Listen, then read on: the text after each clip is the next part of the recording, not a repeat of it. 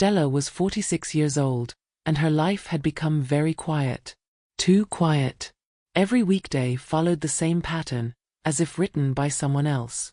She woke up early, dressed in neutral colors, and went to her office job where the hours were long and the expectations never ended. She worked hard, stayed focused, and rarely complained. People described her as reliable. No one asked if she was happy. By the time Stella left the office each evening, her body felt heavy. Not just tired, but worn down. She often felt like a machine that only knew how to work, eat, and sleep. There was no noise waiting for her at home, no one asking about her day, no laughter filling the rooms. Just silence. She had learned how to live with it, but that did not mean it hurt less. That night, Stella left work much later than usual.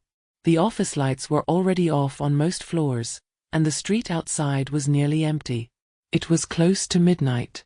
Normally, she would walk straight home without thinking, unlock her door, and disappear into another quiet night. But this time, her steps slowed. Across the street, a bar glowed with warm light. Music spilled out every time the door opened. Stella stopped and looked at it.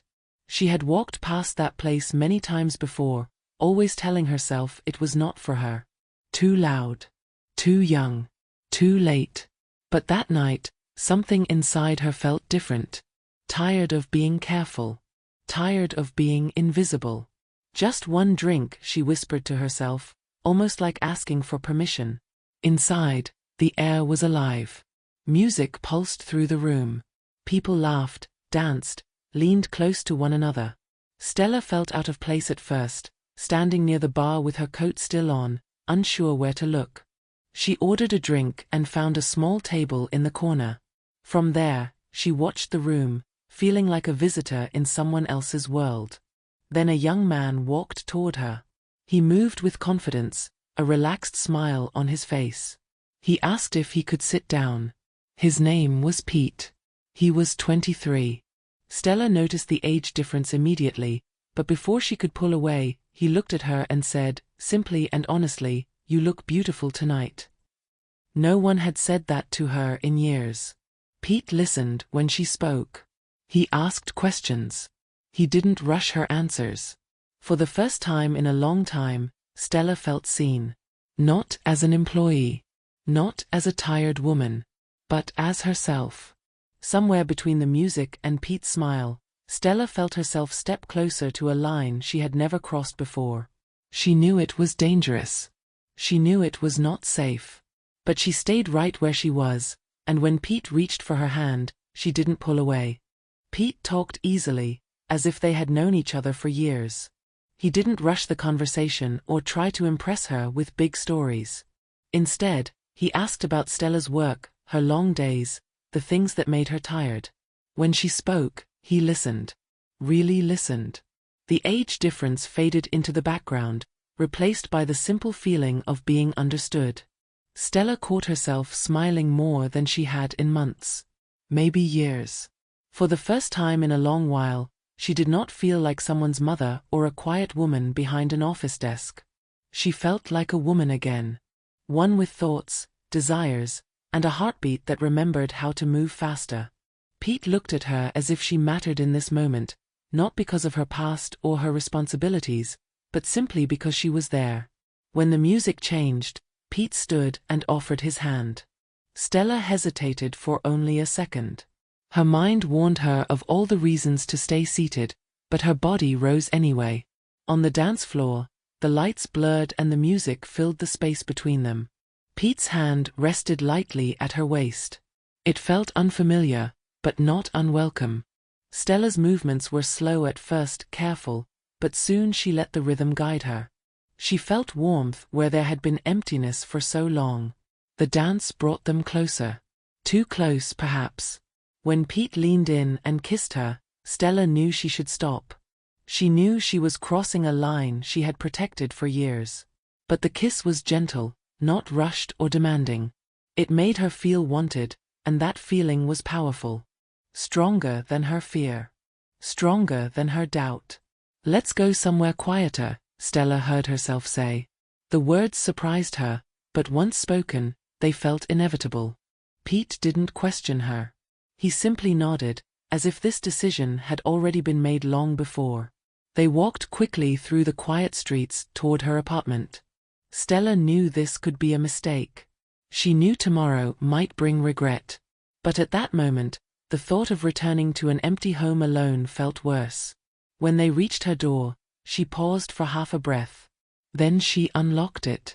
That night, Stella felt close to someone again. Not just physically, but emotionally. She felt safe, wrapped in the warmth of another human presence. For a few precious hours, the loneliness disappeared. In the early morning light, as Pete slept beside her, Stella told herself the same thing again and again. It was only one night. Just one night. And everything would be fine. The morning light came quietly, slipping through the thin curtains of Stella's bedroom. For a few seconds, everything felt unreal, like a dream that had not fully ended yet. Pete was lying beside her, still asleep, his face calm and young. Stella watched him and told herself the same thing again and again. It was just one night. A mistake, maybe, but a small one. It would end here. Life would go back to normal. Then she heard it. The sound of a key turning in the lock. Stella froze. Her heart stopped so suddenly it felt painful. That sound did not belong to the morning. It belonged to her daughter. Her daughter was not supposed to be home until the next day. Stella's body reacted before her mind did. She shook Pete awake, panic filling her eyes. "You have to hide," she whispered urgently. Pete looked confused, but when he saw her face, he understood enough not to ask questions. She pushed him into the closet, her hands shaking so badly she could barely close the door. Every sound felt too loud. Her daughter's voice called out from the hallway, warm and familiar, and it cut straight through Stella's chest. Stella forced herself to breathe, to walk, to smile as if nothing was wrong. She opened the door and hugged her daughter, hoping her fear did not show on her face. Every step her daughter took toward the bedroom felt like a countdown. Stella spoke too quickly, offered tea she did not need, tried to guide her toward the kitchen. By some miracle, it worked.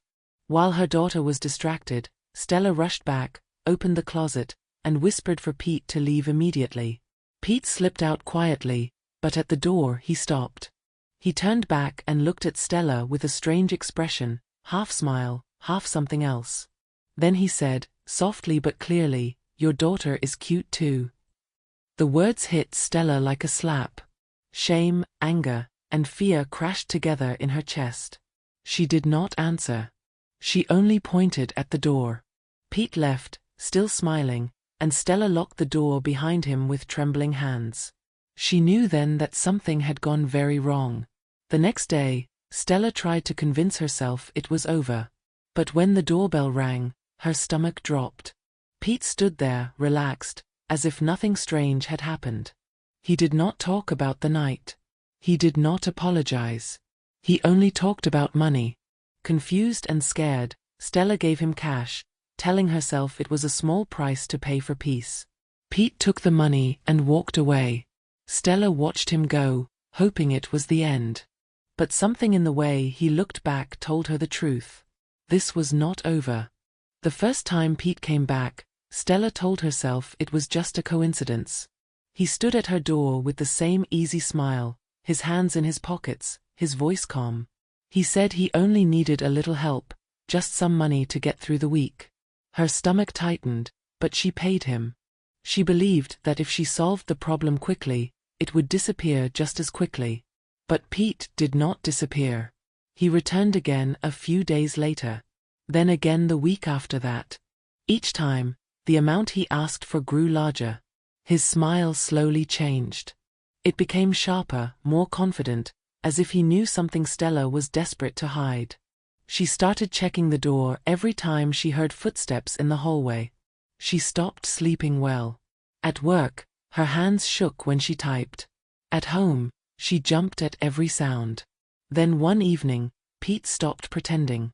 "You know," he said casually, leaning against her doorframe, "your daughter would be very surprised to know what kind of nights her mother has."